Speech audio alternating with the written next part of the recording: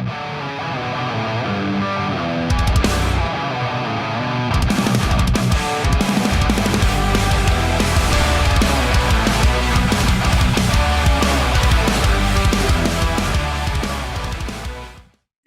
welcome to the Wolves Only podcast powered by JWX. Today is really special. Today I have the famous Dr. Trevor. Do you still go by Doctor? Dude, they've been calling me the Spartan for about 5 years, so you can call me Trevor, the Spartan. I don't care. Well, yeah, I just want to make sure I address you properly, right? You're not disrespecting me with that. Yeah, but that's exactly it. It's a title. That's it. Well, yeah. I mean, I can't. Right? I don't have anything cool before my name. But usually when I introduce myself, is hello, my name is Justin, and I'm an alcoholic.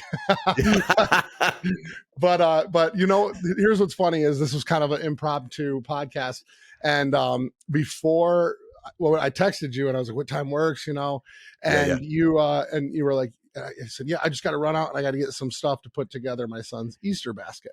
Yeah. And your reply was, yeah, my wife put that together, you know, for my son. And I was like, in my head, son and daughter, both of them. Yep.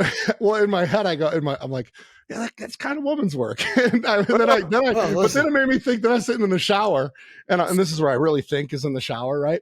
Dude, and I'm like, you're gonna love what I'm gonna tell you after you say this, because it's the same fucking story.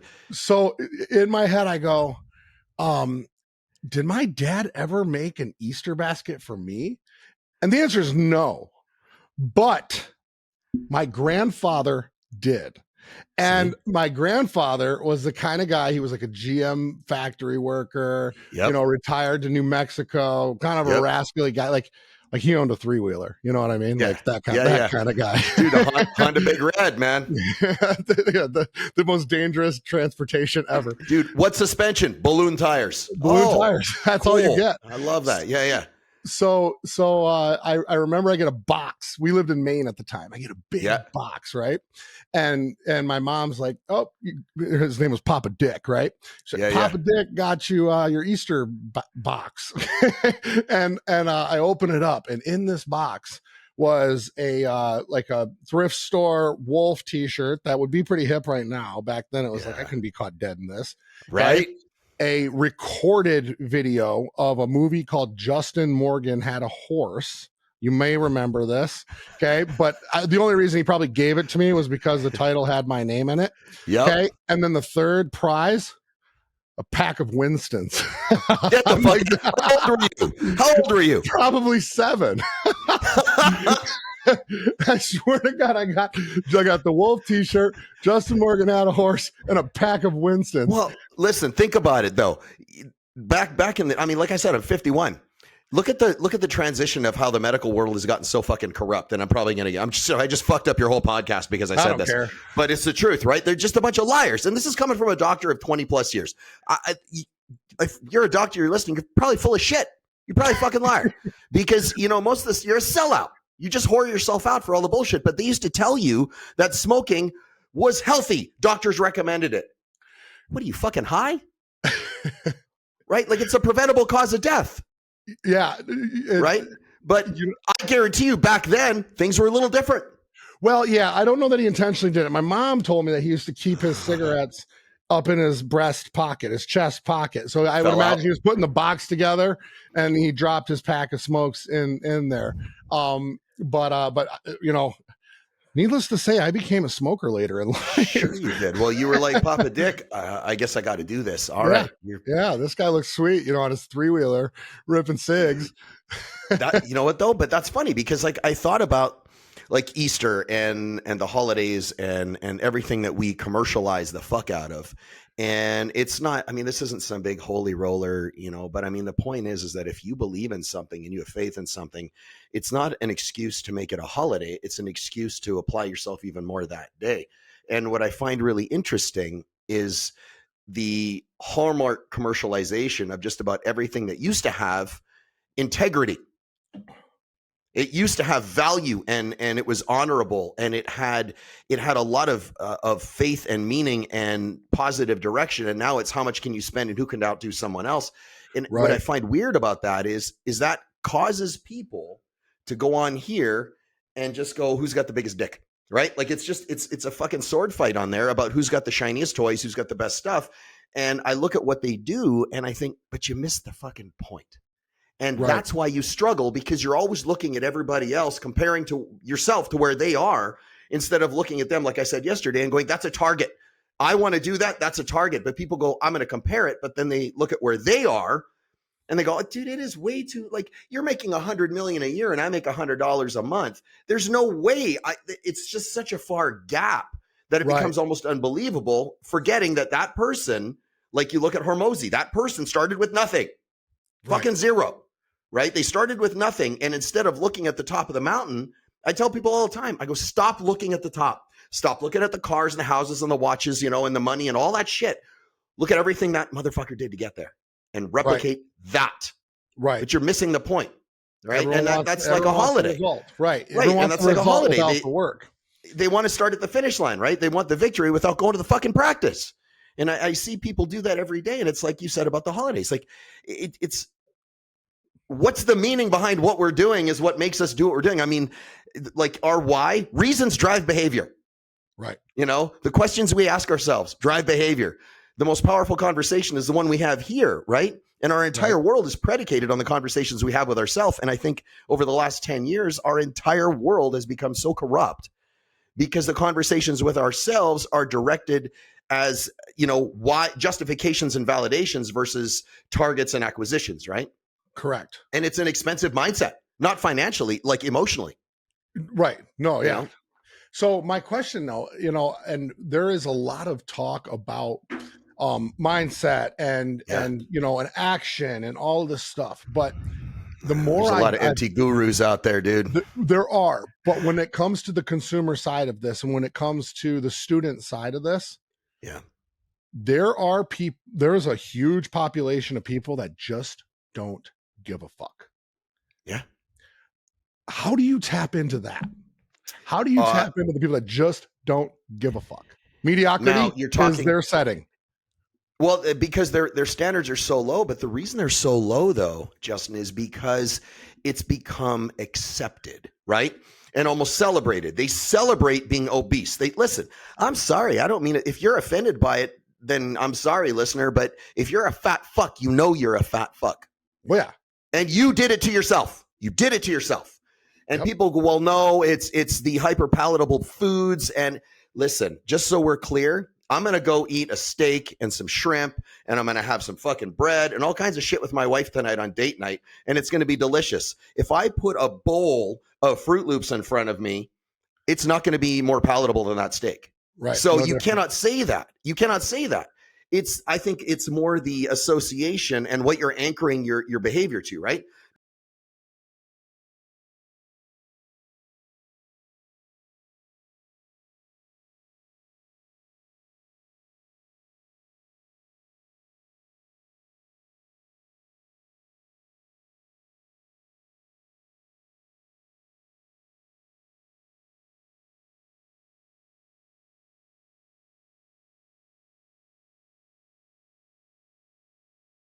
All mindset, everything else is the repercussion of. Right? Correct. Thoughts become things. Because if I got it took thought for me to hold this coffee in my hand. So everything is predicated by a thought, and people don't like that because then it forces them to look at themselves and go, oh, it's my responsibility. Yeah. Nobody can make you feel anything without your permission. Nobody can make you do anything without your own fear and belief that their acts are going to hurt you or benefit you. You have to decide that. Right. So when the bars are so low and the group is so big, that what they do now is they go, well, my mass is so large, not physically, but there's so many of us. Well, sometimes physically too. both, right? Yeah, right, both. Right. And you make so much noise that people, they go, well, if you're going to let them win anyway, because they're competing. It's a girl competing or a guy competing in a girl's sport. It's never the other way around, by the way. It's a guy competing in a girl's sport saying that it identifies as a woman. Well, first of all, you're going to destroy them for the most part. And second of all, they go, why would I bother? If I'm an A-side player and I'm the female, I'm going to go, why the fuck am I going to bother? They're just going to give it to them anyway. So it takes away the desire for excellence, because you get, number one, it's vilified and it's punished. And number two is there's no point because the acquisition of the credit for winning is stripped away. Right. So you've got nothing. And they constantly compare themselves to lower and lower until they become the bottom, right? Because it's easier because they're, like I said yesterday, well, John next door, he's got an Audi, so I don't have to get a nicer car if that's what you're looking at. Or he's got a dad bod. Well, my dad bod is better than his, so I'm still doing better. But you're still comparing to the bottom. No, and right? the self-deprecation becomes ingrained in them. And the funny thing is, though, is that it's a disease, man. It is a disease, and I believe that you self-deprecate yourself into mediocrity. Well, here's the problem: I have a hard time believing that a mediocre or average person is truly happy with themselves. I don't believe it's possible. No, it's not. Watch this. Here's it.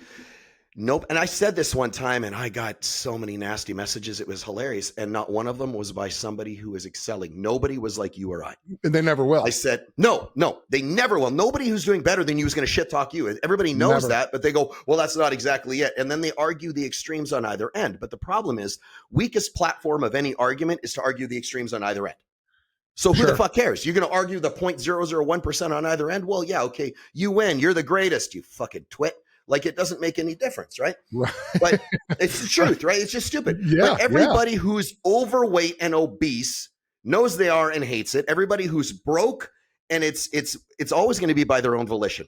It's when people go, they don't have a choice. What if it's a third world country and it's Syria and they got, listen, again, extremes, right? When people have no foundation, they argue extremes, so they're never wrong. But if you're broke, you hate it. If you're alone and it's not by choice, you hate it. And you well, the extreme is the vast minority. That the extreme is hardly really does exist. It's not a realistic sample size to look at when you're having an argument. And then the flip side of that is people don't argue anymore, they fight. So the issue becomes, a fight is with the intention to hurt. An argument is with the intention to resolve and discuss. We can have a disagreement, you and I, and we're just two adults talking about shit. Right? Versus now, what they do is they get in there and they hate your family and they hate your dog and they shit talk you and they slander you and people get so into they spend every day seeking approval and validation from other people. Fuck you. I validate myself. I don't need you to tell me if I'm good enough or not. I make sure, and I guarantee you my bar is higher than yours. Right. And so to deal with those people, I don't compete with them, and that's the default setting. Is people try and they start, it's the bullet point, disaster, right? Because it's like when somebody's selling a product, and if they don't really understand the concept of the product or the service and why it's so valuable, and getting an emotional connection and applying the value to whatever they're talking about, this is a conversation. Right. They start falling back on their bullet points, but that's the same bullshit they hear from everybody else. And it also shows that you're a weak salesperson. Correct. Because you have no platform. Correct. And now we're looking at it during, this is amplified right now because we're in an election year. So the most boring people come to life now.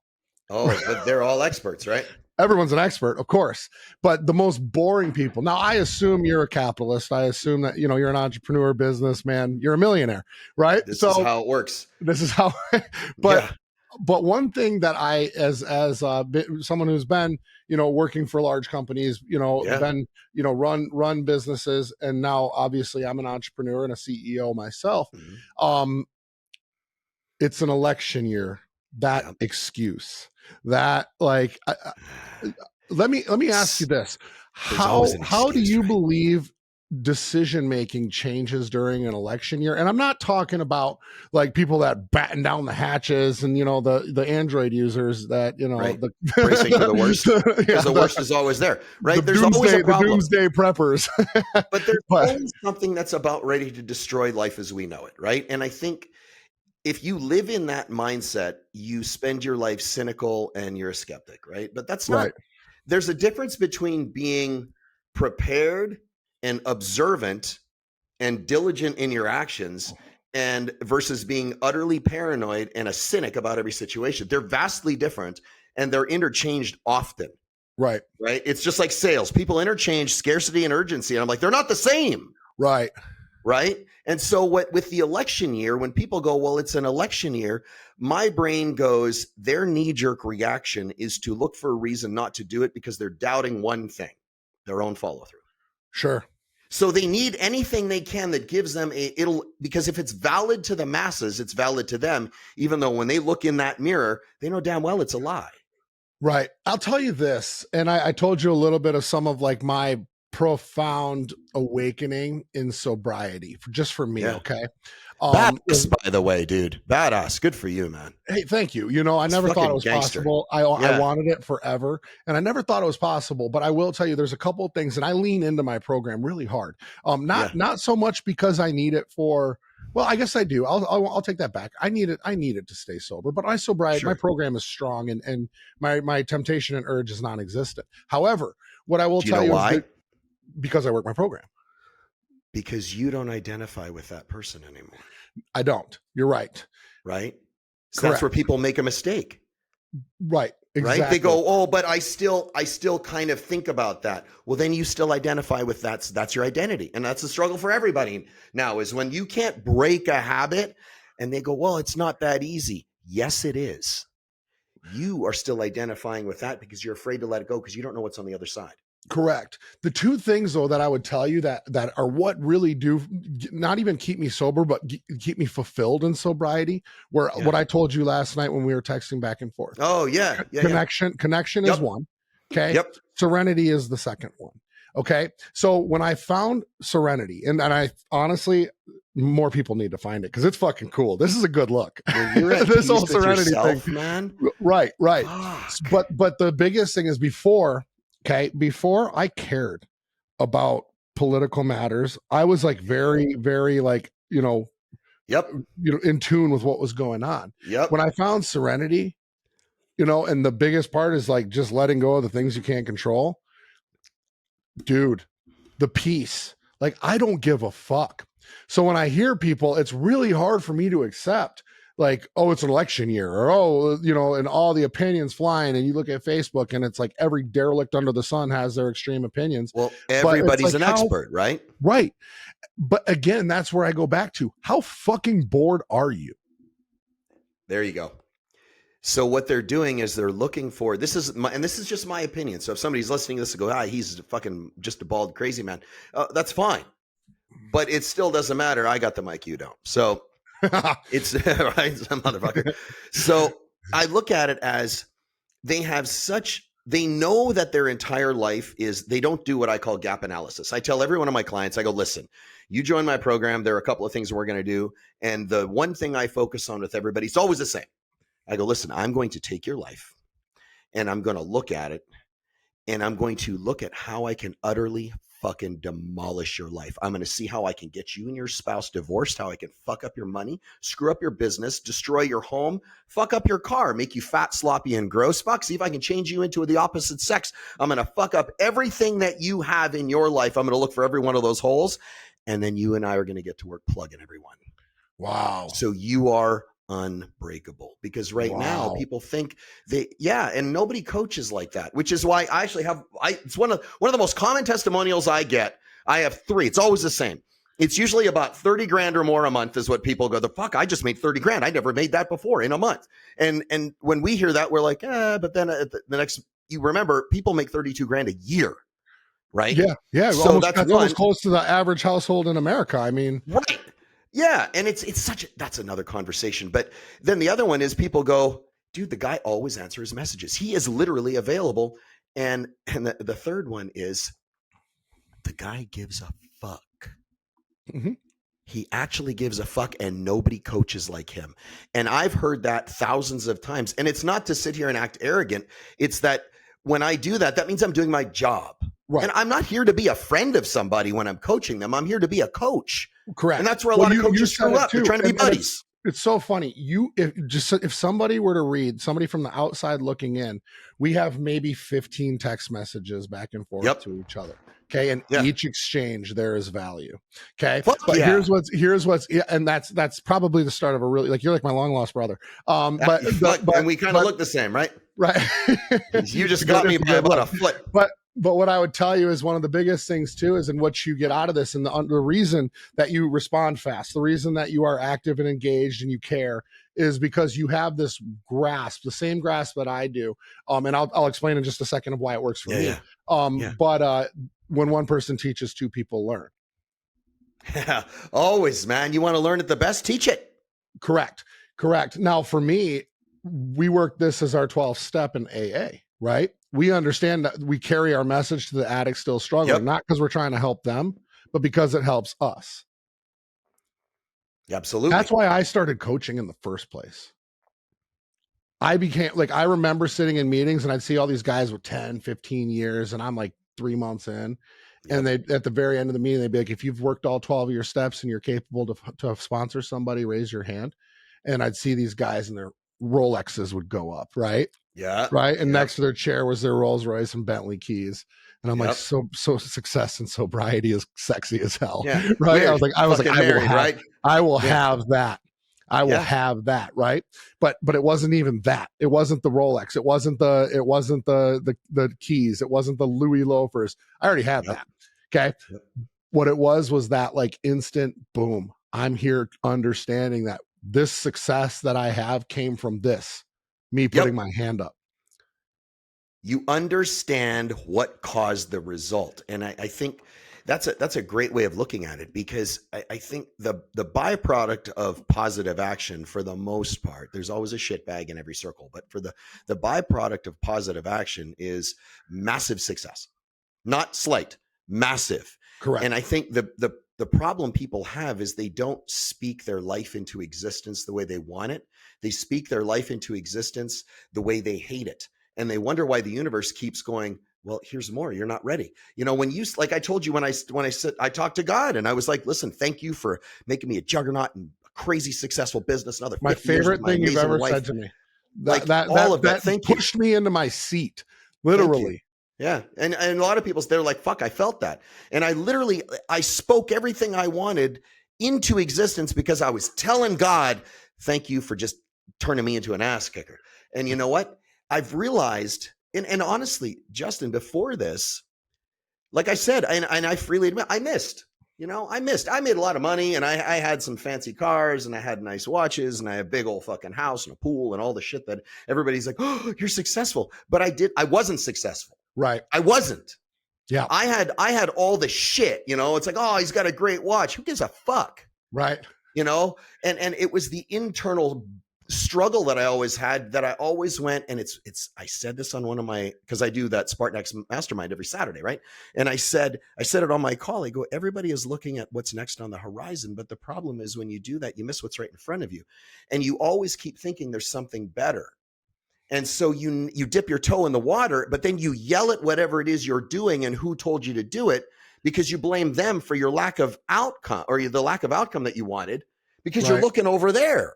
Correct. Well, that's the problem, right? Like, it's like I went to this Skip Barber racing school, right? You know what it is, Skip Barber, and I did the BMW driving experience. I used to go to Thunder Hill all the time and rip around all over the place.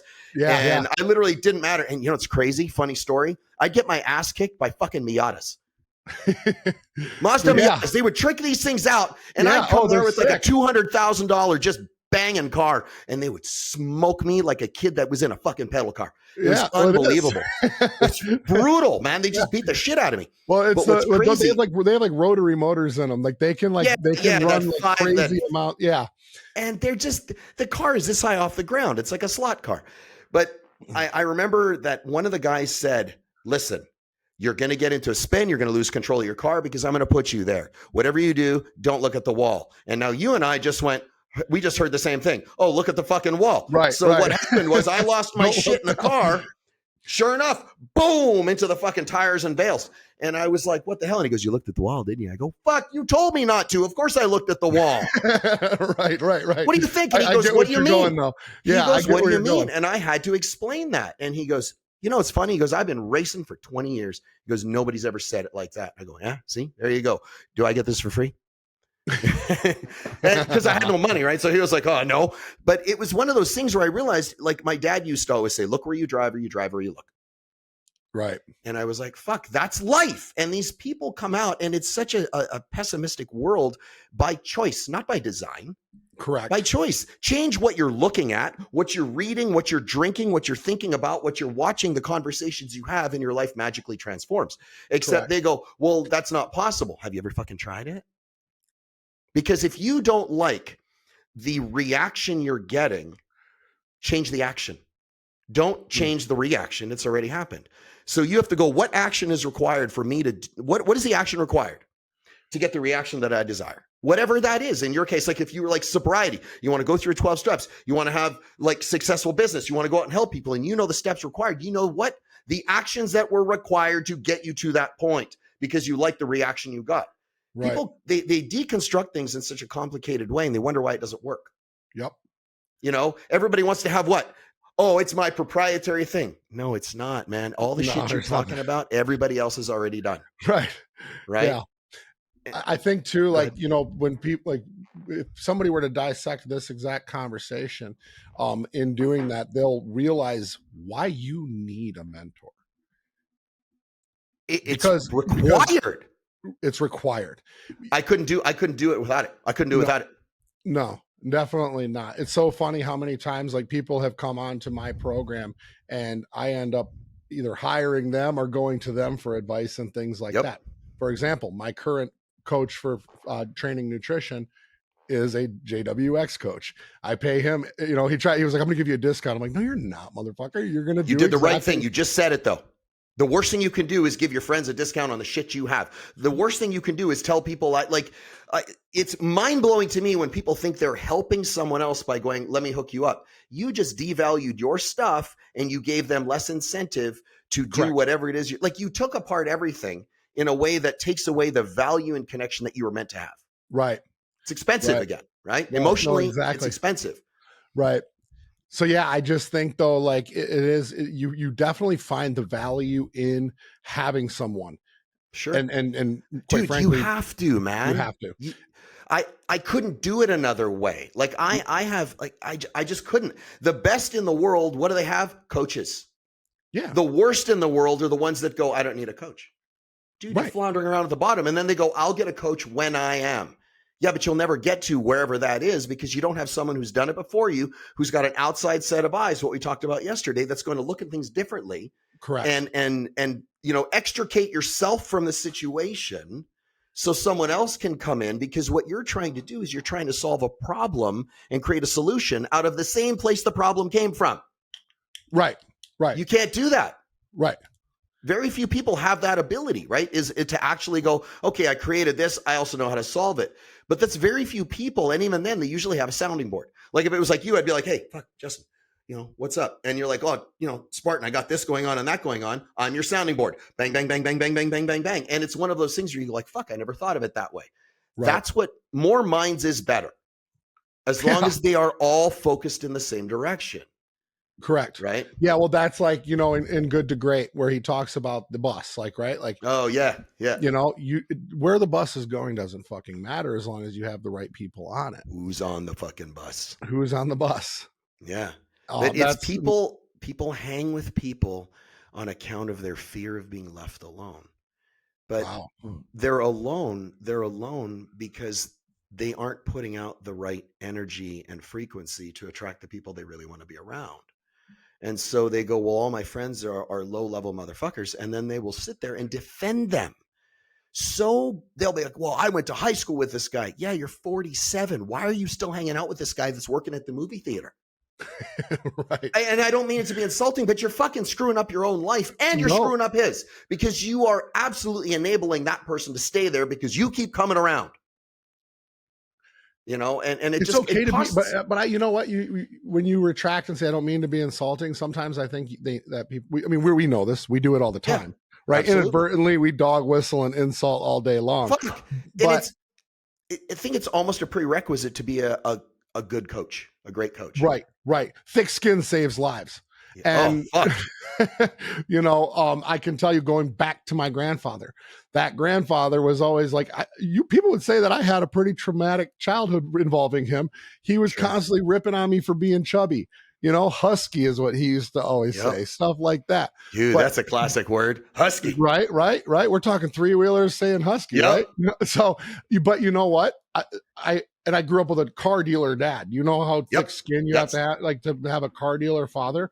But then later on, like, my self-awareness was insane. My thick skin was part of my brevity, was part of the reason that I was able to say I need help and I was able to get sober in the first place. If I was a weak ass That's bitch, what a man does.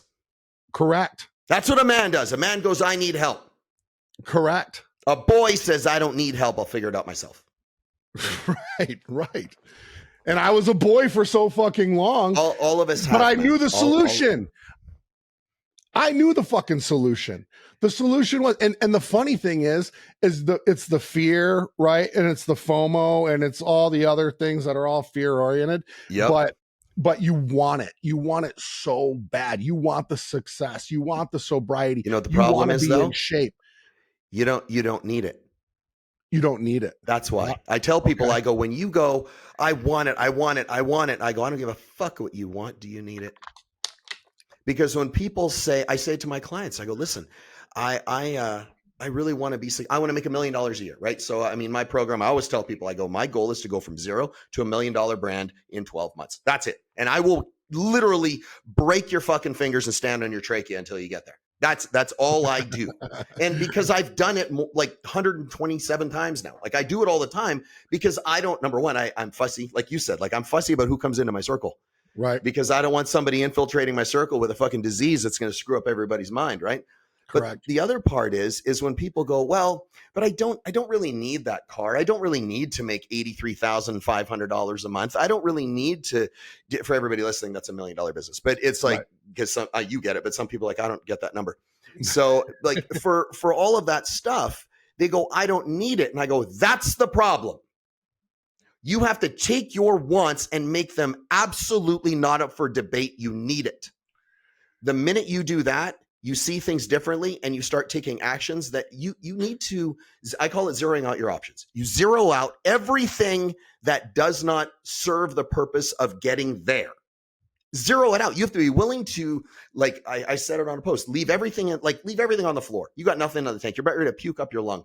You need to be able to zero out your bank account. You need to be able to, like, however much time and energy is required to get to zero if required, that's what you have to be willing to do to get to where you want, because then you need it.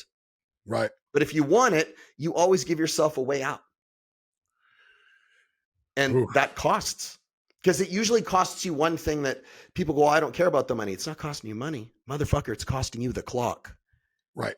Yeah. Because I have a bank account just like you, man. And the bank account is forever shrinking. It is always dwindling, and it is our time. And so it's weird how people go, well, I want to save money. Spend every fucking dollar, make it work for you, and go get more. Right. There's something like, I don't know how many $1 trillion sloshing around in the US economy. Stick out a fucking bucket. Like, it's ridiculous when people go, there's no money. You're looking at the wrong people. Yeah. Making money's easy. There's money everywhere. Yeah. Making money's easy. Anybody that says that they're broke, you're not broke, you're lazy. That's it. They're not willing to do the work. So they find the excuse to go, this is why I am. And then they run the economy. The economy's always been bad according to these people, right? But it's the truth, right? It's always bad. It's like they always predict the next recession. That's always bad. Like, it's like like I said yesterday, like I was like, oh, dude, I made $39 million on ship. And it was honestly, I used to say I was lucky and it was an accident. 100%, man. I guaranteed all God just told me when to exit. And I get so many people that haven't had that happen go, oh God, here we go. One of these fucking guys. But everybody that has goes, you bet your ass. Yeah, you bet your ass you did. And people don't want to admit that they're wrong, and their house of cards that's fabricated out of all their excuses is going to come down by acknowledging the work that somebody else did. So they try and discount you. They try and discredit you. They try and hurt you. They try and take away your credibility. They try and demolish your mindset, and they will spend their entire existence. They will literally run a fucking campaign trying to destroy your life, all for the sake of them feeling insecure because you're going like this with a mirror. And they don't like it. They don't like it. And I think if you change your mindset to just go, I am ultimately at fault. And if it's not my fault, it's still my fucking problem to fix. You become unstoppable because, and like you said about serenity, I was like Deepak Chopra, right? He was saying to me, he said, listen, this is years and years and years ago. He says, you can This is at Carlsbad. Like, this is so fucking, you know where it is, right? Yeah. The Yeah. La Costa, right? Yeah. And this is like 19 years ago. And he says, he goes, you will become utterly invincible and completely indestructible by becoming completely defenseless because you're Mm, not a threat. And I thought about what he said for almost a year. And I'm like, how does that fucking make sense? And I went, because he went on to say, like, he's like, animals will come to you and like nothing will attack you and nothing feels any threat. And I thought that's usually the problem, is the people's energy output, it just drips off of them. Right. Like, I mean, who you are screams loudly and so loudly, I can't hear the words you're saying. Right. And we know right. that. And yet that energy output is discounted by people that don't want to admit that that's what's causing the fucking problem. Because if you look at the Right. common Right. denominator, it's always them. Right. Huh. So when he said you become utterly defenseless, that's how you become indestructible, it finally clicked. And I went, your energy output fucking matters. Hmm. It'll determine it'll determine the height of your success. That, and honestly, the woman you spend your life with, man. I shit you not. People laugh and they go, come on. I go, dude, my wife is my best fucking friend. Yeah. And we have been through hell. She has resuscitated me the color of this blue fucking chair over here more than once I died. And she has brought me back to life on a fucking floor in a concrete driveway. You know what? And she could have easily just gone, I guess I got to call the ambulance, and he's Yeah. gone. Like, she will kill herself to make sure I'm okay. And I will do the same thing for her. You guys have been married a long time, and 18 my years. wife, yeah. So my wife Yeah. and I, we met 3 years ago. But I'll tell you this: she met me when I was in rehab. I had a fucking curfew. She saw you at your worst and accepted you. Remember what I said about my wife, right? I got 9 months to live. She knew it. She saw it. She watched me dying in front of her, and she said, I don't care. I want all your fucking time, all of it. I want, if it's 2 months, 2 days, 2 years, I don't care. I'm here to save you. I'm your angel. That's what she said. Says it on my wedding ring. It's like, it's what I've called her forever. I got a tattoo on my shoulder. It's an angel, a heart, and a cross, because those are the things that that's why I'm here. Yeah. Wow. It is And incredible. That is incredible, though. Again, it's that acceptance, right? And being guys like us, where it's like, we are huge personalities. We're constantly like in the limelight. Shit, you got over 1 we have million one followers. speed. One speed. And my wife is But not. it's wide. We don't know it's one speed. It's just the only speed we know. Correct. So it's like, how people say to us, they're like, fuck, do you ever turn off? I don't know how. I just do this. No, yeah, I don't want to. Like, I have no. This is why would I want to go down? I enjoy. Right? Why would I want to go down?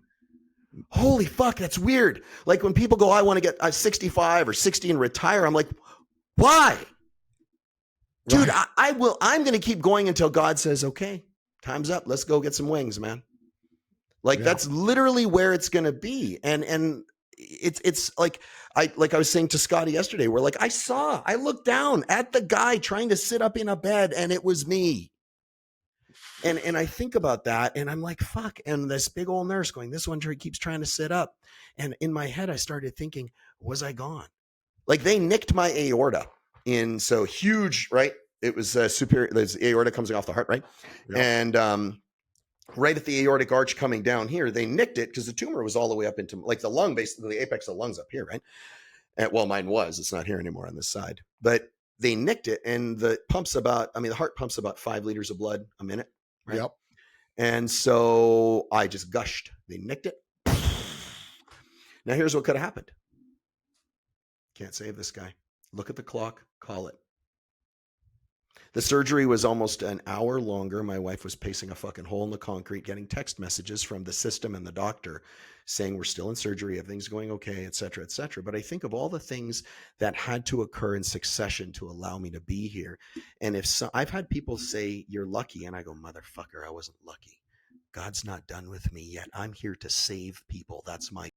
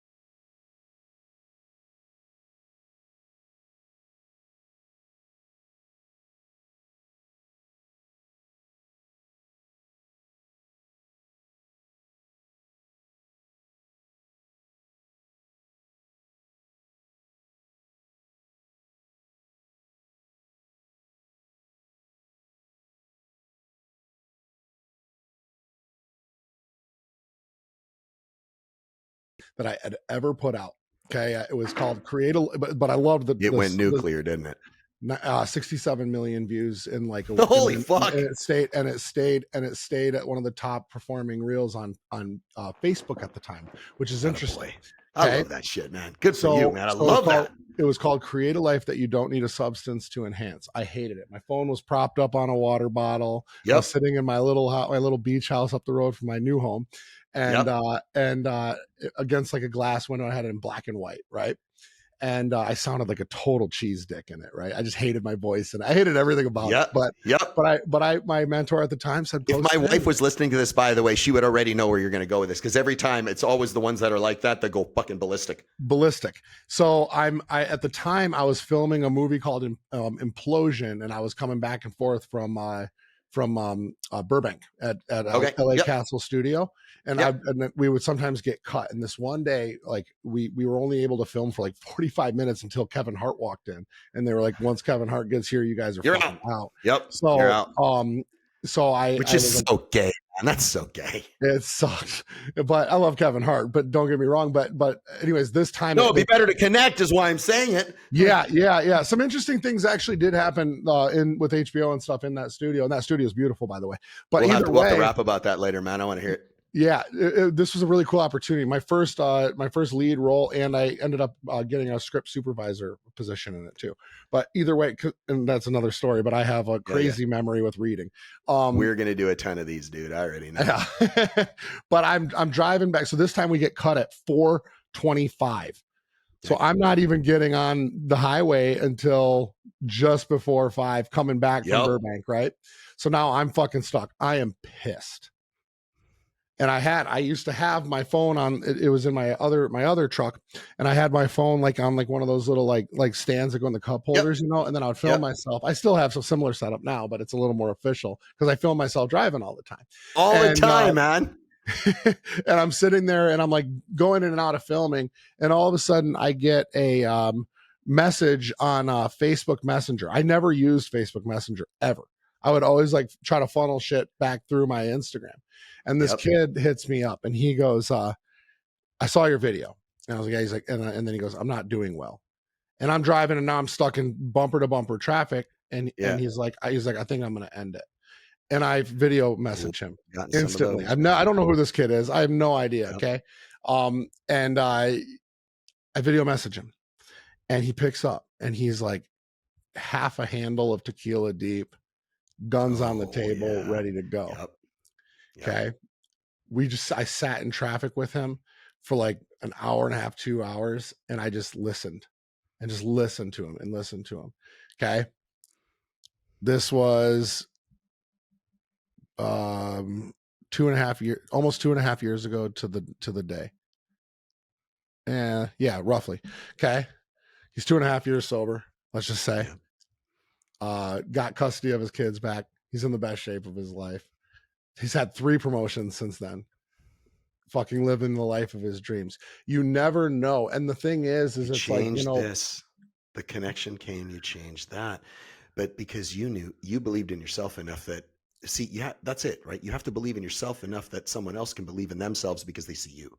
Right. And what I think the thing about it is like when you say like God put me here, and if somebody's like, oh, well, you know, that's pretty egotistical, right? Or whatever. And so how some people would look at it.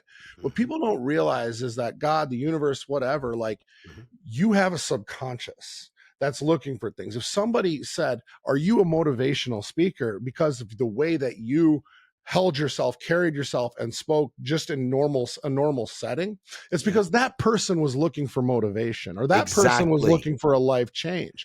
So really, it's just a mirror, man. It is a mirror. For somebody to say that, you know, oh, you know, you don't, you know, whatever, like, how could you hold yourself at that level?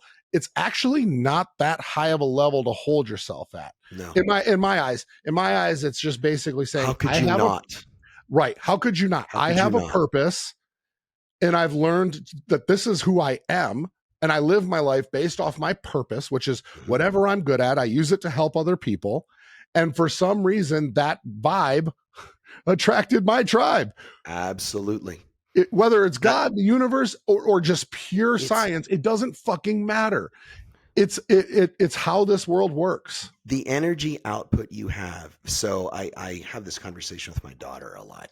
And I'm like, you have to understand that whatever is coming into your life is because of your thoughts and actions, right? And so when I see people, I go, listen, you understand? They're like, I go, you attracted that bully at school beating on your kid. You attracted that shitty life that you have in your home. You attracted your flat tire. You attracted your house being broken into. You attracted this life where, you know what, you slipped and fell in your driveway and shattered your fucking Electronon. Like like, it doesn't matter. You attracted all that because of the energy output you have and the conversations and the dialogue you have in your head, because human beings have about 60,000 thoughts a day. And none of that, I mean, that's not the problem. What's disconcerting is most of the thoughts are the same ones they had fucking yesterday. So they have these Right. negative thoughts all the time, and they keep reaffirming the dumbest shit on earth. And then they wake up in the morning and they go, hold on, let me seek approval and validation from a bunch of fucking people that don't give a shit about me. And they go, why does my life suck? And your brain goes, because you're a fucking loser, because they're asking a terrible question versus Right. going, how do I crush this today? And what are the 5 things I'm going to do right fucking now? Like, I don't get out of my bed, Justin, without stacking wins. And people go, oh, gratitude. I go, oh, no. I'm stacking fucking wins, man. I lay there. It is dark as shit. It is early. Everybody else is still asleep. You and I both know because we get up early. Yep. And it's like, and I don't give a fuck when someone gets up. If they're like, I get up at 9, cool, get up at 9 every day. That's all I ask. Right. Don't be all over the board because you decided to sleep in one day. Right. So that's just ridiculous. You're selfish. You're just fucking selfish when you do that, right? I mean, nine's kind of bitchy. That's you and I mean, I get it. I mean, if you went to bed at 7, then maybe, right? So, right. So you got 2 hours. Shut up. Sleep faster, right? Right. So you got to sleep faster. It's Arnold, right? But I lay in bed and I start going through things in my head. I'm like, you know what? I live in this big, beautiful home and I got air conditioning. I'm winning. I got heat, fireplace, a beautiful woman next to me. I'm winning. Sometimes she's naked. That's even better. I'm fucking winning even more. I got these great kids. I've got I got 5 successful companies. I've got, still have 1 lung. This 1 cylinder is doing the work of 2. I have these, like, I'm going to get up today and I have all these things that I'm going to win at. So when shit comes into my life, I've already created this forward momentum that I already know I'm going to keep going. Right. And that's what I learned in the hospital, because when I woke up, I'll tell you, I was scared. I was miserable. I was fucking terrified. I was bitter. I was angry. I was sad. I felt like a fucking loser and a failure and a liability. I told you all this. I was like, I couldn't defend my wife if I had a gun next to me because I am just trashed. Like, I'm 150 pounds, big old knobby knees and elbows, and I can barely walk, and I'm missing a cylinder. Fuck, I'm worthless. And I actually had those thoughts going through my head. And I went, and then I looked at my wife, and she was just like, literally and there was 50, 60, 80, 100 times when I was in the gym outside, when I'm trying to pick up, I would do squats with a 20-pound slam ball, because it's all I could hold, and I would get maybe 6 or 8 before my legs would cramp and I'd be out of breath. And I'd lay on the ground soaked with the oxygen connected to me, trying to catch my breath. Like, it was brutal. And sometimes I'd get mad, I'd throw fucking weights, and I'd just it wasn't much of a weight, but I just threw it because I was pissed off and frustrated at myself because I knew where I had been. And my wife, 100% of the time, dropped everything, would grab onto me, and she would just go, you are the strongest fucking person I've ever seen. And I felt it. And I would always, it didn't matter if I was crying or not, I'd get right back to doing what I was doing. And every single time I did that, I made a post about it today. I said, if you keep trying to find a way away from adversity and struggle and hardship, all you're doing is making your mind and your system much more fragile. And then when real failure comes along, you're fucking crippled. Right. And you wonder why. It's because your mom gave you a 9th place trophy. Right? Like, fuck, it's like, listen. So that's exactly it, right? If you understand who you are and the direction you want to go, and then you support it by constantly having conversation with yourself, the win is inevitable. It's inevitable. Yep. And the problem is that the valleys that people are forced to go through and the undulations of life, you have to be able to weather all of that, and not weather it as in I'm going to turtle in the corner, but step in the ring and go, okay, I might get fucking punched in the face, but I'm not going down. And if I do, I'm getting back up. Right. And that's the only attitude you have to have. And they complicate it, right? Like, they're like, it's really complicated. No, it's not. You're complicated, because you keep looking for reasons why it probably won't work. And that's undermining everything you're thinking about. Correct.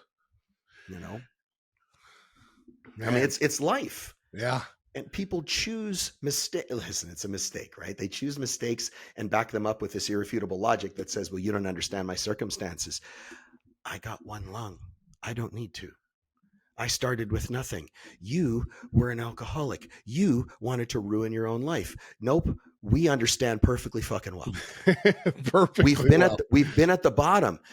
And you know what's funny is you're damned if you do and you're damned if you don't. My wife and I, Brandy and I were just talking about this, where I said, listen, you're damned if you do, because if you have advantages and you're physically fit and your parents helped you with everything, you have this great company and you have this wonderful family, and they're like, well, no wonder you're successful. And then on the flip side, well, I've gotten this so many fucking times. Justin, this is the dumbest thing I've ever heard in my life.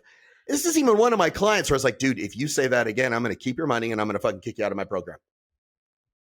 And he goes, well, yeah, but I don't have a story like you where like you went through cancer and you had your lung removed. Of course you're successful. And I'm like, do you want to read back what you just said? Because you sound like an idiot. Right. So because of my adversity that put me at a lower level than you to start, that's why I'm winning. So they always look for a reason to validate. Man. It's weird, right? But now you're going to listen to people. Listen to people now. You'll hear them do that. Yeah. And so that's the issue, right? Is they're going to go, they look for a reason to validate their losses, whether you are winning or losing. It's going to be why you're winning and they're not. Right. Yeah, I mean, if because I'm winning is because of how I was raised, right? But if I'm losing, it's like, well, how the fuck didn't you have it? You had all the resources ever. Yeah. Validation is a dangerous disease. I was losing because it's easy to catch. Right. I was losing for the longest time, you know. Yeah. But like minds hang out together, right? Like I could hang out with you all day because we think the same, and we're going to sit there. And if I start to slow down, you're going to push me. If you start to slow down, I'm going to push you. That's how leaders and winners associate with each other. We're not going to sit here and go, hey, so did you try the new pumpkin latte at Starbucks today? Like, fuck. No. What? No. What's that? Right. Like, but we have higher level communication. Right. Creates higher level reactions in your life. What's funny is the first thing when we turned on the cameras, the first thing you asked me was, did you already train today? Not did you train today? Right. Did you already train today? That's the conversations that we're having. You already got it in? You already winning? Presumptive success. It's the only way I know how to function, right? Right. And but that's not common conversation for people, right? We're the 1% of the 1%. You started your diet. How's your, it's like never, it's so fucking weak lame. Conversations, right? But they're weak conversations. I think people ask questions to support themselves. Right? They're like, I'm going to ask, but God, I hope he doesn't answer the way I don't want him to. Right? Because then it goes, then you go, fuck, because they want permission to fail. Yep. They want permission to stay where they're at. Correct. And again, it goes right back to what I said, expensive. Like I run, and this is something we should talk about off camera, but I have a program I do a weekend, double your income. So I tell her, I go, I'll double your income. I don't care what you're fucking making. If you tell me you make $1 million a year, I will get you to $2 million. Sure. And we will spend 2 days and I will teach you how to do it. And it sells out. It's very effective. I got the idea from someone else and it works very, very well. And the problem is most people come in, it is, and I'll divulge this much. It's not what you think, but it's got 100% success rate for 2 reasons. I don't take people that don't want to win. I don't. And number 2 is I don't think it's expensive. It's 25 grand, but I don't think it's expensive. So it's not like, listen, dude, if you came up to me, if I said to you, all right, listen, Justin, you made $4.5 million last year. 6.7. Okay. So 6.7. So I'm sorry about the pay cut. You're like, fuck, I meant to say month. Right. So, So like, I mean, even it doesn't matter. Let's say it's 10 million. It doesn't matter, but we're at 6.7 and I go, okay, you're going to cut me a check for $100,000. I'm going to double your revenue in the next 12 months. If I don't do it, I'll give you the money back. Only an idiot would go, let me think about it. Right. Where do I fucking sign? Exactly. Yeah. But that's what leaders do. They go, risk taking is security making, right? Dennis Waitley said it very well. Yep. And it's not very complicated, but people go, well, they look for all the risks as to why it's not going to work. I look at the one as to why it has to and what's going to happen if I don't. Correct. It's the only way I look at things. Right. And I think a dumbass is going to look at the return on investment, where somebody like you or me is going to look at return on risk always. 100%. Yeah. You know, but you get it, right? Yeah, I got some cool shit we could talk about. Some stuff. You like how whenever I say, like, do I have an ROI guarantee? And just like what you just said right here. Yep. Of course I do, because A, I know my shit works, and B, because I play tennis without the net. I pick and choose who I'm going to work with. Yeah, but why would you, like, if you're going to put anybody on game? I love it if you're going to do that to a low ticket offer, and I realize it's a business pivot, but if you're going to do that on a low ticket offer, the problem becomes you are attracting low ticket people, and people get offended about that. But I go, listen, I'm not insulting them, but if you're hunting around, if I say like my program is 25 grand or 50 grand, and they go, well, yeah, but like, do you have anything for like $299? I'm not for you. And that's okay. Right. But what they do is they go, what? So you don't help the people that don't have the money? No. But there are dozens of other people that are very, very good at their job. Right. They're very good at their job that will help you. Correct. I'll even call them for you. Right. Because I want you to fucking win. That's what I do all the time. You know, I'm as far as for like fitness sobriety mindset, I'm much more expensive than most. And they'll tell me like, oh, that's too much. Right. I'm not the coach for you. Right. And I'm okay with that. Right. Like, and I used to take it personally very briefly. And then, cause then I started going, oh, fuck, I'm not helping this guy though, man. Right. Like, I'm kind of a dick. And then I went, you know what? You can't save every one of them. You can save the ones that want to be saved. Right. And when people go, well, yeah, so it's about the money. No, it's when people pay, they pay attention. When people pay, they're invested in themselves, because I've given away a dirt-free fucking program. Justin, I mean, like, here is the blueprint to go from, I don't know what the fucking internet is, to $1 million in a year. And I mean, it is literally line by line what I fucking did. Yep. And the number of people that have succeeded on it is probably less than 5, because they go, well, yeah, but it's free. There's got to be a catch. There's no catch. The catch is you're too lazy. Like, the answers are all on here. The difference between, but like, you could just pick up YouTube and go figure it out, motherfucker. Right. People don't want to do it. So then you're going to pay me for that time. Is your background a wolf? Yeah. So I have, the Wolf Pack is my lifetime program. Dude. Like I said, what the fuck did I just find my brother? Like, everything is wolves with us. Like, oh, it's it. Yeah. So you know why, this right? podcast is wolves only. Oh shit. That's right. I could see it. That's right. That's awesome. Yeah. Listen, honestly, like real attracts real, and real recognizes real. And the people that don't agree with that are the ones that they don't live that mindset. Right. They go, lucky attracts lucky. I go, well, that's why you're screwing up. Right. Because you're waiting for luck, motherfucker. Yeah. Right. It ain't no luck in waking up at 3:30 every morning, constantly running your routine, like never giving in to the bullshit. Like that right there, though, never giving in to the noise. Right. And I think that's where people always struggle, is they go, yeah, but nothing. I have zero options. I don't. Right. I've never missed. It says it on every one of my shirts, and people go, how do I get a never miss shirt? And it's funny because I could make a killing selling these. I get asked at least 1,000 times a day, no joke, for these never miss shirts. And I should probably make a version of it now that I said it, because it would be very lucrative business. But I'm like, earn it. I didn't even give one to my daughter for a year. She goes, can I have one? I go, no, because you keep missing. I love you enough to make sure I don't validate less than where you should be. Right. And I think that's doing someone a disservice. Right. Like, if you were my client and you were like, okay, all right, Spartan, I did what you said, except right here, I haven't quite gotten to this. And I'm like, and I'll go, were you supposed to have it done today by 5:30? Well, yeah, but you don't understand, Max, and he's coming in, and I have this other stuff, and I had to go you missed. Right. And I would hang the fucking phone up, and I'd go, call me back when you get it done. Correct. And people go, holy shit, you're ruthless. I go, I expect the same standards for them as I do for myself. I said it yesterday, right? We don't have tiered standards. I have one. Right. This one, that's it. But my wife has them for me.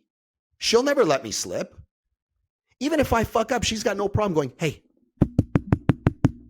No. And vice versa. But why Right. would I want, like, my wife is a beast. She is all fucking strong, savage beast. And she'll go toe to, she squats 245 for reps. Oof. Fuck. Are you shitting me? That's pretty 5'2", good. 125 pounds. Yeah. Fucking soccer, like pro soccer player, like just a fucking animal. Animal. Yeah, savage. Now you're processing that, right? No, and that no, was no. her, I can. that was her last 5 out of 50. Yeah, that's solid. I can put 225 on a Smith machine for my wife. She's 120 pounds. Like, I know dudes that can't do that. No. And Smith machine, no. She's like 185 on a just a barbell. But that's still like, it's the fact that she goes, like, I watched her fuck up weight and she did the bar math wrong, right? And she's like, how much is that? And I go, no, that's not the weight. And she went back and she did 2 more sets. So just so you know how we do our leg days, always the same. It's 10 rounds, 5 reps, 10 burpees between each set. And then we just take however long we need. So you're doing 100 burpees and you're doing 50 squats, and it's escalating weight throughout the entire. It's the best leg day ever. I post it all the time, and everybody's like, "Oh, I'll do it," and then they never fucking do. But it's like one of those things. It's so good, and like I'll start at 95 pounds and I'll end at 315. And some people go, "Yeah, but 315 is not a lot." I go, "Climb under it, motherfucker. It's a ton of weight." Number one, number two. Those are my last 5. Yeah, out of 50. No, that's heavy. That's a lot of volume. She screwed up. She screwed up the math. She did it again, did the 10 burpees, and I went, "You just moved the weights around, but that's still the same weight." And she's like, "Oh," I go, "You going to do it again?" She goes, she didn't miss a beat. She goes, "Of course." She was dog ass fucking tired. She put the weight on, leveled it up, and I said, "Are you going to do the burpees as well?" And she goes, "Yeah." Nice. I'm like, "Oh yeah. That's so many reasons why I love you, baby." Like, it's so, because she makes me a better, like, I like me best when I'm with her. Yeah. Right. Like, I like me best when I'm with her. And that's how it's how it should be. Lizzie always gets irritated with me because there's like, I go to the gym. The gym opens up at 5:00. I'm in the parking lot at 4:30. I like to do, I was going to say, you're there at 4:30 for sure. Yep. Every single day, other than Sunday, because it opens at 7. I'm sure somebody's going to give me static about this on your podcast. You shouldn't be drinking that stuff. Oh, who cares? It's my worst vice. Yeah. but there's days, where she's like, I'm going to go in at 6. And I'm like, I'm like, I want you there with me. Like, I want you, 5 a.m. crew, 5 a.m. club. We have JWX t-shirts that are like, that's gangster, man. I love that. Say 5 a.m. club. And I'm like 5 a.m. club. She's like, not everybody wants your schedule. Not everybody can do that. I'm like, but you can. And what you don't realize is, like, I'm so attracted to you when I see you shake your shaker cup as you're walking. Right?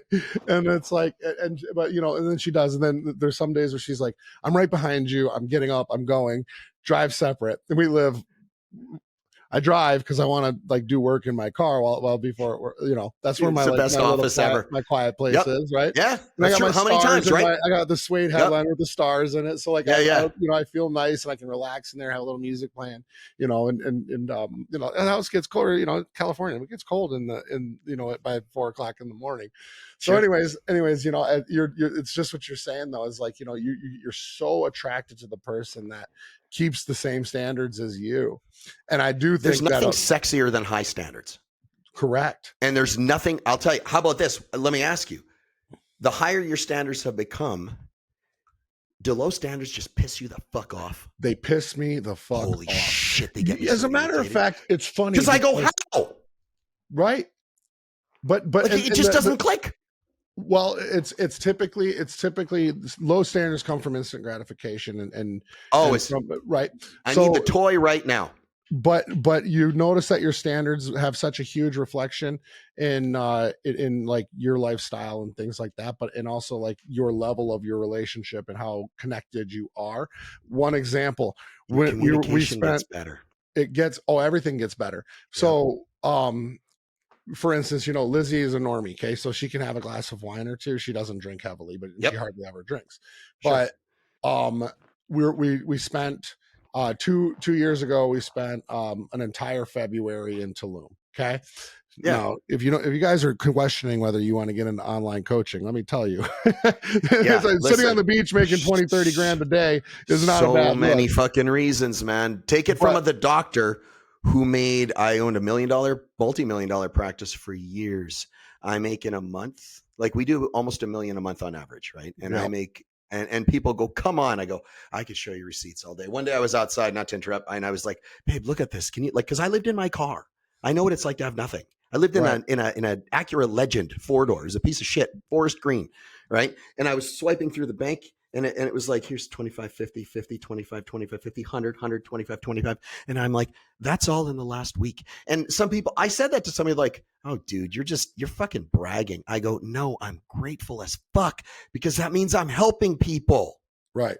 Right. And they want, I'm not a salesy guy. Listen, Right. I'm like, you know the fee, you're going to pay me. If you're not, that's okay. I don't have any disgust towards you. Just, I'm not your guy. So you were saying going to Tulum, spending time on the beach. Right. And so every day when we had this one, so we always do this because we usually will take a month and go somewhere like, maybe 3 months a year where we just take the whole month and go somewhere.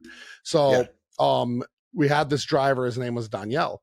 And Daniel. So he loved driving us. So we just had him. And when we'd call, he would show right up. I took really good care of him all the time. So every time we wanted to, I love that. But he said to me, many times I've done that. He says to us, my wife speaks Spanish. She's Mexican. Yeah. He said, I love driving you guys. Every other couple always fights. And you guys. And we don't. And I'm like, and yeah, of course we fought. We're a couple, but you don't fight. You argue. My knee jerk, knee jerk or whatever the word you want. My instant reaction was, I go, yeah, because we don't drink. And he just like you right there, it was like, oh, and you think about this, Tulum on vacation. Yep. These couples are, partying, having fun. Oh, and they smash. Correct. Right. And right away, but just his eyes lit up when he realized it is actual delayed satisfaction. It actually is, discipline, that level of lifestyle, those standards that can produce a bond, connection, and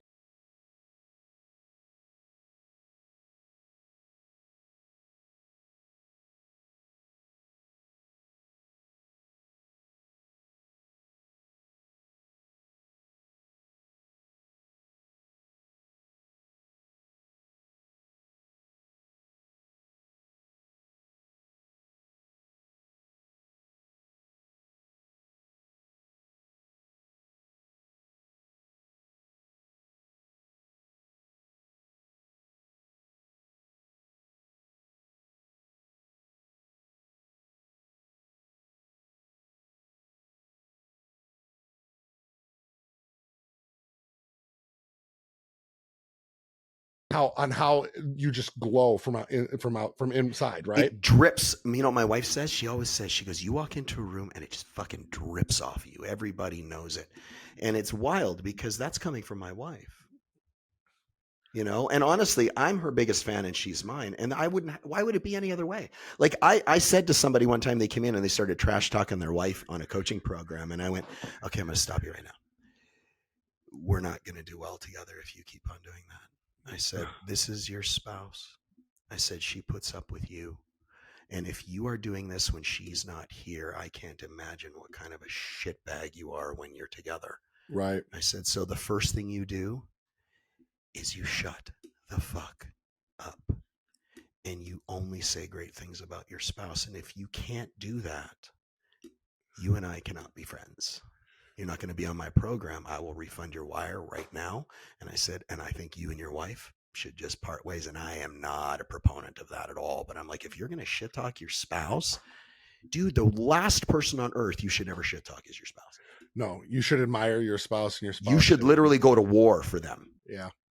And that's important to me as like a father, because my kids look and listen, like I said, my wife says she's just as savage as me. So we argue.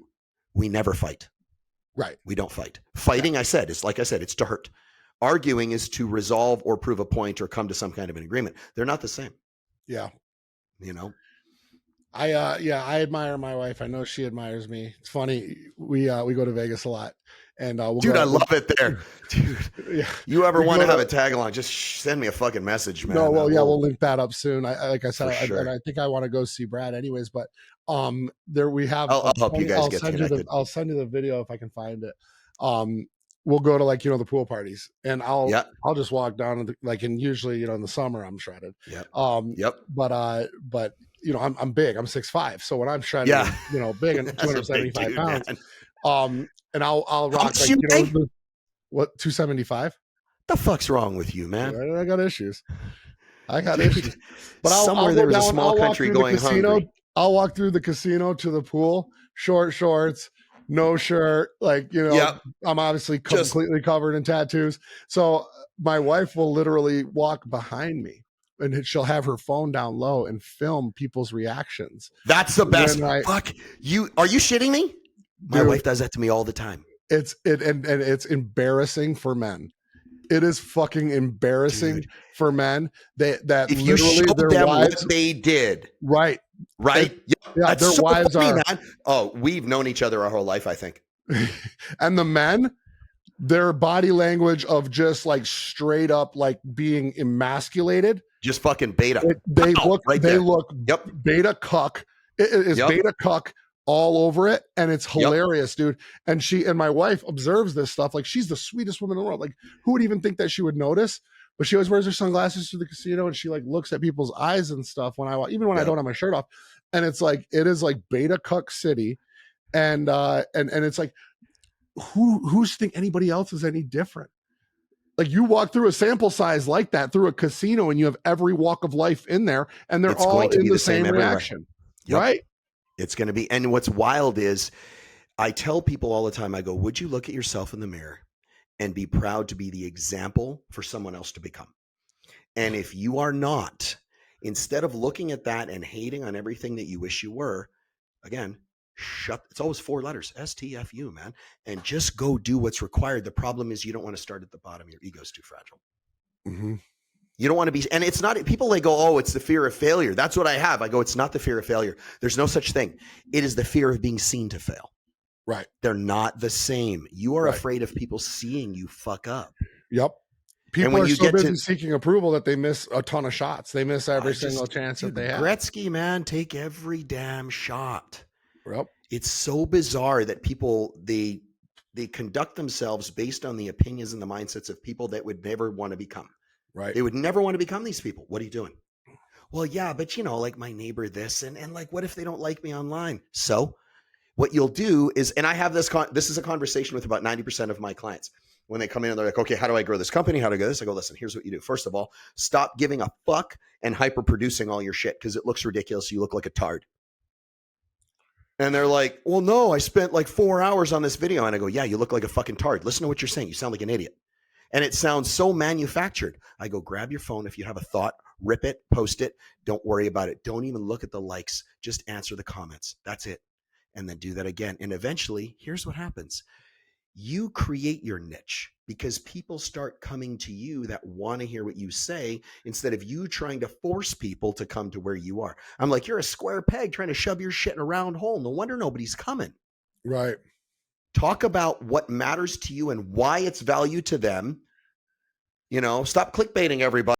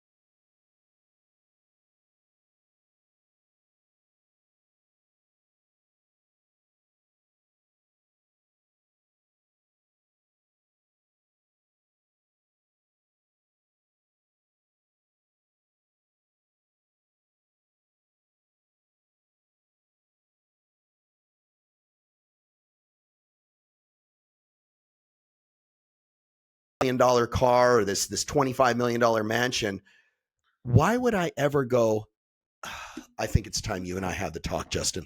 Let's talk about, I'm going to go, all right, listen, you think we can make it happen in a year? Would you listen to everything I tell you? Yeah. Right. Let's fucking do it then. It's weird when people try and talk you down from what you want based on they're trying to bring you down to their level because they don't want to be alone. Right. You see, people see you through the same two lenses every day. Every day, it's the same two things. They go, what is your position in my life and what is my position in yours? And if either one of those changes where you elevate, they get so distraught and they lose their shit and they go to work trying to deconstruct your life. But it's because they don't want to be left alone. Because now all of a sudden their validation disappears. Now they have one less person in their circle. And I go, and you can't swim with an anchor. You've tried, I've tried. You just can't. Right. You know, you could beat them with a stick and they're going to be like, I don't know, maybe I'm just better here. And if you have to constantly drag them along, eventually you can just have to look at them and go, you don't want to do this. You know, and it's expensive to our life. And I'm not like, you can't kill yourself for someone else hoping they're going to do the right thing. Right. You know, God damn. This was supposed to be a half-hour conversation. Oh shit! I didn't even look. I got fucking bounced. I didn't realize that. Dude, I could rap with you all day, man. You just, like I said, you're my brother from another mother for sure. Yeah, for dude, sure, cool. man. Yeah. Anytime you want to chop these up, any fucking time. And I got, we need to talk off camera. I got some cool shit I think we could talk about and knock out. Yeah, no, I'm totally in. I'm totally in. Let me kill the recording. Listen, guys, if you guys like this, if you liked what you heard, make sure you subscribe. Definitely, you know, go check out Trevor over the Spartan over at Smashworks on Instagram. You know, obviously we're going to continue to do these really cool things. Make sure you like, comment, all that good stuff. We really appreciate you guys for tuning in. It was awesome, man. Thanks, guys. All right, guys, that wraps up an episode of the Wolves Only podcast. Listen, if you guys like what you heard, make sure you subscribe, make sure you like and comment, help us get our message out there. If you want to work with our team, go ahead and click the link in the description below. Schedule a call with us. We'd love to get you on. We really appreciate you guys listening. And if you have any other questions, you can reach out to us on all forms of social media. Thank you so much.